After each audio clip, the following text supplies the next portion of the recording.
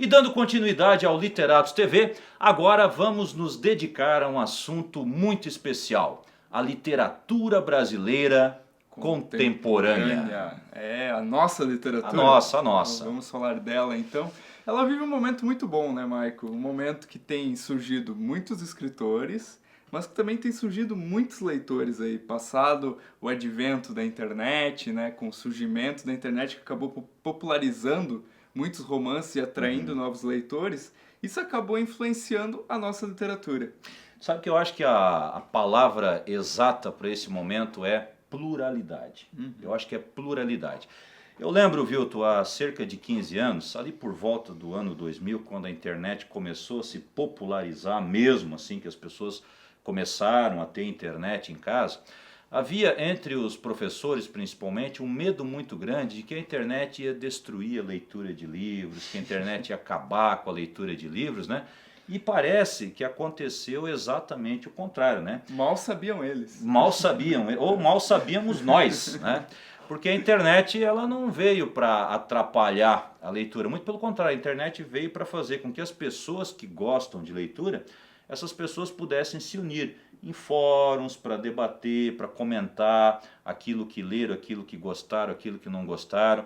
Nós temos hoje o surgimento de muitos blogs, vlogs, grupos de jovens que estão... Podcasts, né? Sites como o Homo Literatus, por exemplo, ou seja, grupos de pessoas que têm a finalidade de discutir literatura. E para os escritores a gente tem aí o surgimento de feiras, de concursos com prêmios em valores significativos, o que também motiva os novos escritores, e também o surgimento de várias editoras aí para publicar esses novos escritores, né, Michael? Eu já estou vendo que nós vamos ser acusados de excesso de otimismo. Mas o escritor, né, ele tem que ser um eterno otimista, senão ele não vira escritor, não vira escritor. Mas hoje a gente tem uma entrevista, então, com um escritor que representa aí um dos escritores dessa nova geração. A nova geração da literatura brasileira. Que é o Carlos Henrique Schroeder. Vamos acompanhar. Carlos, primeiro eu quero agradecer pela entrevista. Eu agradeço o espaço. Tá certo. Você já publicou alguns livros de contos, uma HQ já.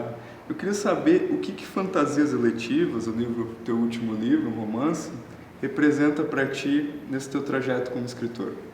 Eu acho que ele vai ao encontro da minha proposta de trabalhar a literatura de uma maneira um pouco mais orgânica. Eu não consigo entender a literatura como algo plano, né? Então, as Fantasias Eletivas nasceu de uma obsessão, né, que eu tinha.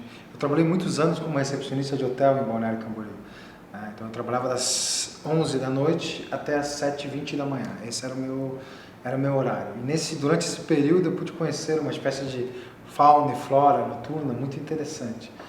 Eu saía às 7h20, eu ia estudar, e depois de estudar eu dormia um pouco e logo eu já tinha que voltar para a recepção do hotel. E nessa época eu escrevi alguns contos sobre os hóspedes, eu me encantava com alguns personagens. Na recepção? Na recepção, eu escrevia na madrugada, por exemplo, agosto, julho, o hotel não recebia quase ninguém, era 5 ou 6 hóspedes, né? Então tinha muito tempo à noite. Então eu escrevia, na época ainda era computador com tela verde, né? E escrevendo esses contos eu parecia que eu sugava uma essência desses hóspedes. Eu me sentia incomodado com isso. Eu passei a deletar esses contos, a não querer publicá-los. E alguns anos depois, lá em 2009, eu escrevi um conto chamado Os Recepcionistas, em que eu quis revisitar esse tempo. Um conto até um pouco cruel, também se passava em Balneário Camboriú, essas coisas aconteciam, né?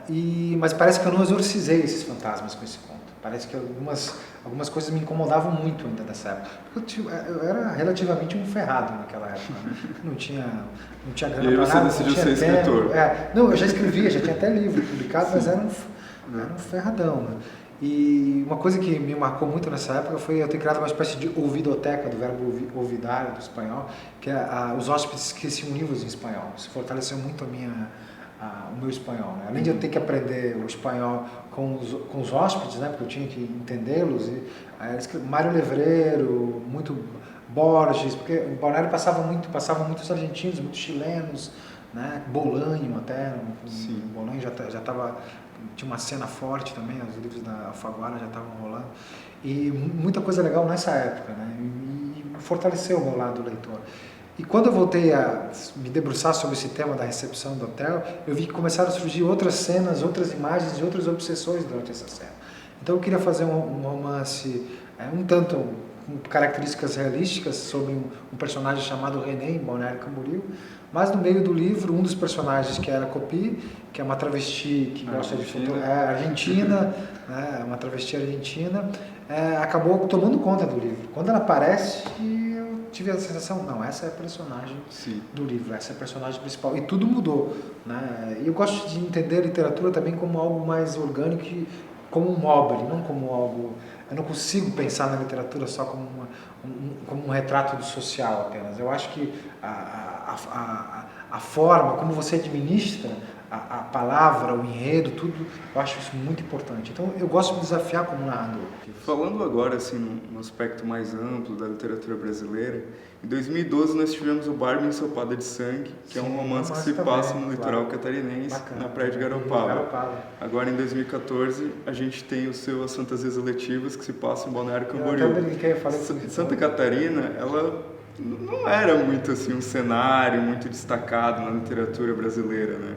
Não, e o Paulo Scott, um habitante real, tem um trecho do livro que se passa na praia do Siriú. Ali, né? Uhum. Eu até brincando com a galera, com o Scott, falei, pô, tem que parar de colocar Santa Catarina aí, senão já está superlotado de turistas, vai superlotar ainda mais. Eu acho que assim, a questão, os gaúchos, eles vêm há décadas para Santa Catarina, para cá. E Garopaba, onde se passa o Barbie Ensopada de Sangue, é uma cidade gaúcha, não é uma cidade catarinense, né? Lá são todos gaúchos, acho que é até feriado no dia da consciência gaúcha lá, é uma cidade gaúcha. E o galera sempre passava os seus dias lá, a gente até conversou sobre isso, e acabou lá nasceu Barbie Ensopada de Sangue.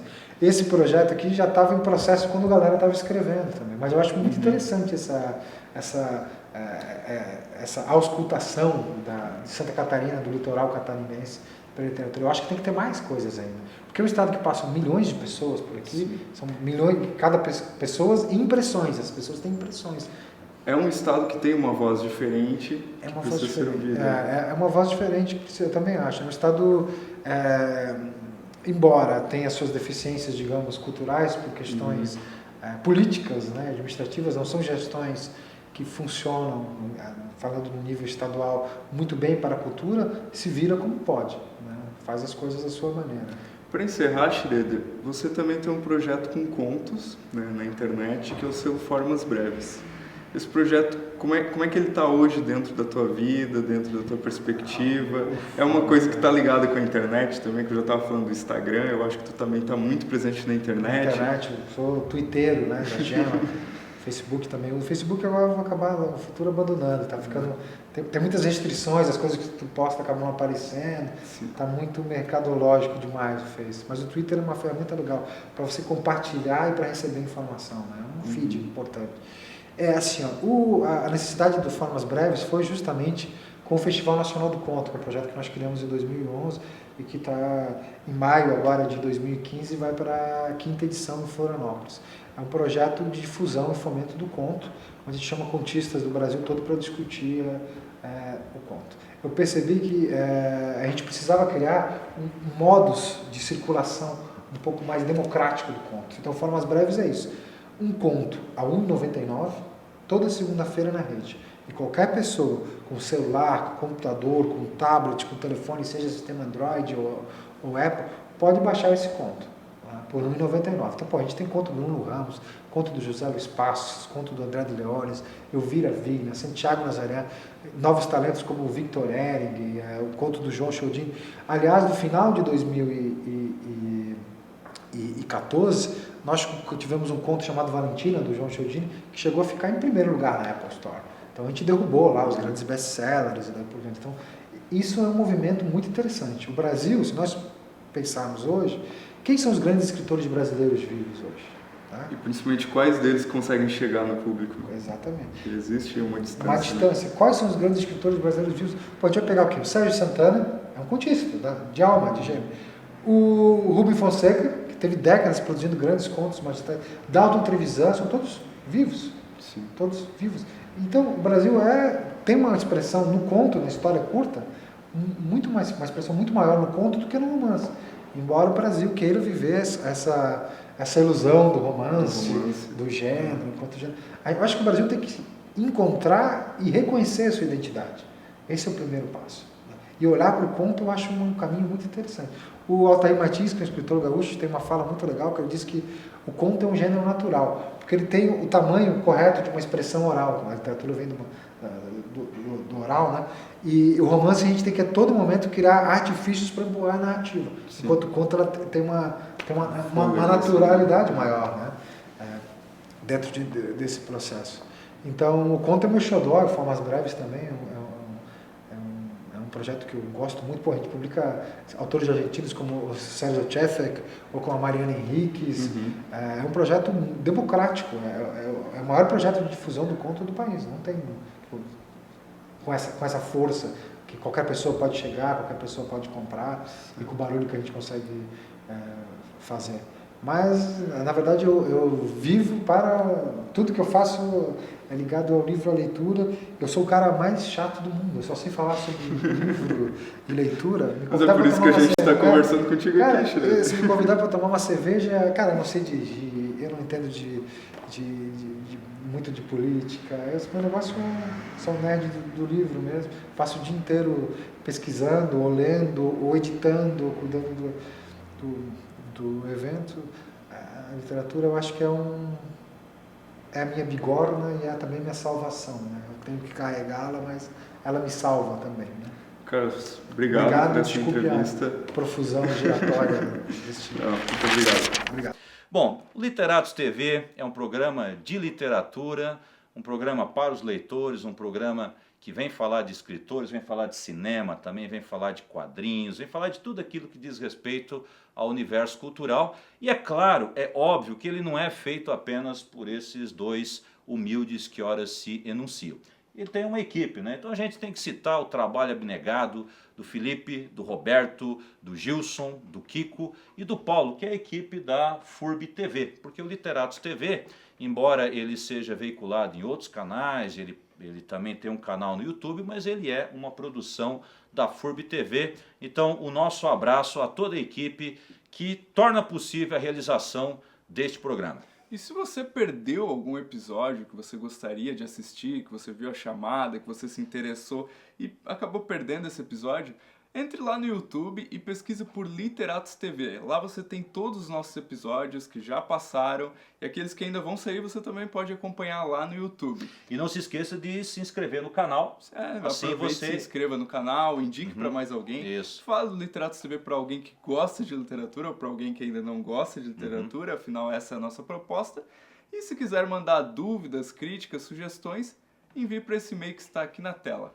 Literatos TV. Valeu!